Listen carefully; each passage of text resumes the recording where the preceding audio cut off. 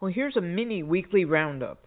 You've reached Talking with Dr. Terry, 180 Seconds to a Better You, message number 427, and I'm Dr. Terry Wurzbacher. I finally got caught up on all the messages since my race, and I thought I'd just give the highlights here if I can squeeze them all in. Jove sent me an enthusiastic message about how important music is and how he even presented it at a conference years ago, and I presume that was with principals or educators.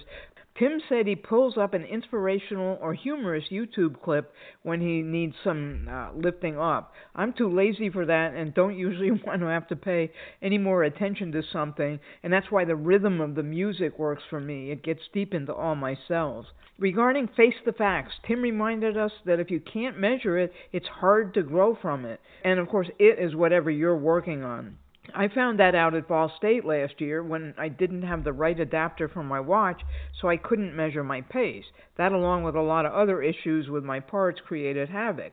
Tim also said that when he has trouble sleeping or getting back to sleep, he'll play meditation music rather than getting up. And I think that's a great idea, but unfortunately for me, I need my hearing aids to hook up to my phone. They're charging at that time. Otherwise, I would use that. Frank had a great idea, and he said he was going to use the gratitude alphabet when he's just standing or sitting around idly and not just wait for sleep issues, and I think that's a fantastic idea. Tim and Melissa both referenced the Getting 1% Better philosophy, and Tim told us about a British cycling team that went from the worst in the world to the best just by improving many aspects of their operation by 1%. Karen referenced Robert Greene's book Mastery and said that when you're changing and growing, you reach a plateau, and although nothing seems to be happening, things are actually being integrated, and when that process is done, you'll see the change and you can move on. Tim said, and so does Brian Kane, that it's better to talk to yourself than to listen to yourself.